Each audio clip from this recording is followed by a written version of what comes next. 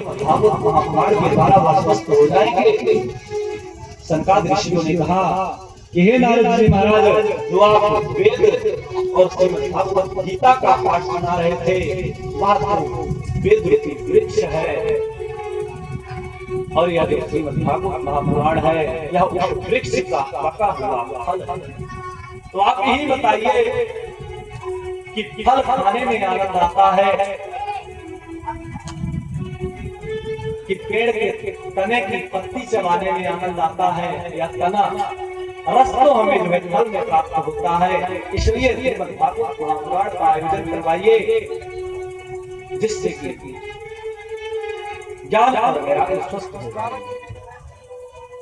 नारद जी ने कहा, महाराज यह श्रीमद् भागवत महापुराण का आयोजन कहाँ पर किया जाए? सनकादिक ऋषियों ने कहा कि इसे जो है हरिद्वार की पावन भूमि में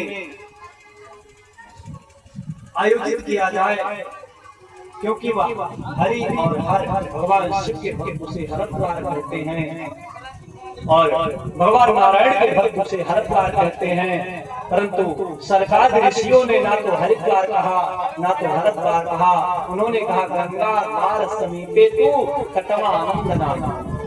बोले गंगा जी का संबंध जो है हरि और हर दोनों से है, इसलिए गंगा जी के द्वार पर चल करके हम लोग इस कथा का आयोजन करेंगे। तो हरि और हर दोनों के भक्त आकर के भगवान की कथा श्रवण करेंगे। बड़ा सुंदर आयोजन हुआ, सुंदर प्रशस्त बालिका की वेदी बनाई गई।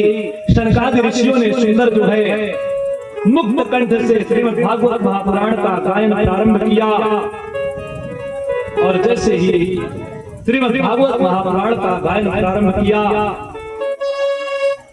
संत ऋषि महात्माओं को पता चला कि गंगाधार पर जो है श्रीमद् भागवत महापुराण का सुंदर प्रवचन हो रहा है।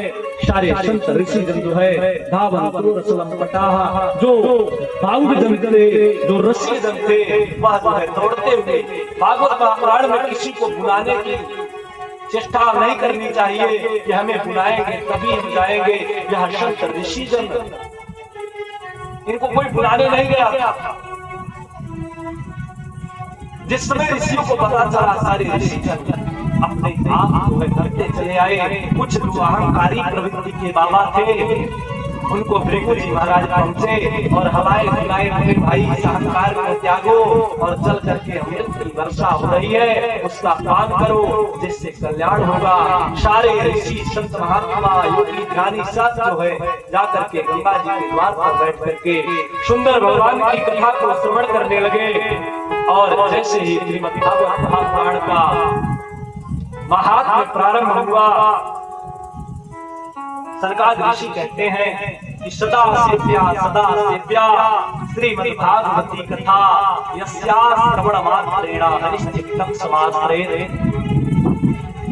यह श्रीमद् भागवत महापुराण की कथा ऐसी है कि इस कथा के श्रवण करने मात्र से परब्रह्म परमात्मा आपके हृदय में आकर अवरुद्ध हो जाता है। जैसे ही कथा प्रारंभ हुई, महात्म्य चल ही रहा था, तभी अवंती महारानी अपने दोनों पुत्रों के साथ कथा स्थल पर पहुंची। बद्धितो करणो गृहीत्वा प्रेमैकरूपा सहसा विनाशी। श्री कृष्ण गोविंद हरे मुरारे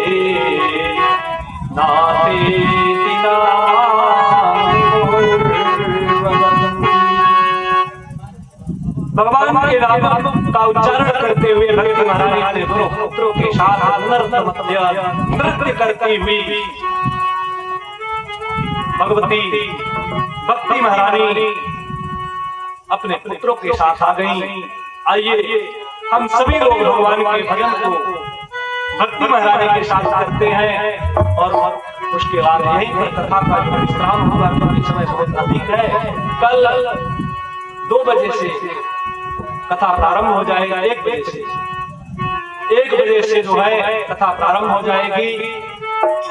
आप सभी लोग अंदर आकर के भगवान के सुंदर उड़ानबाजों का जो है श्रवण करेंगे। आइए हम सभी लोग भक्ति महाराज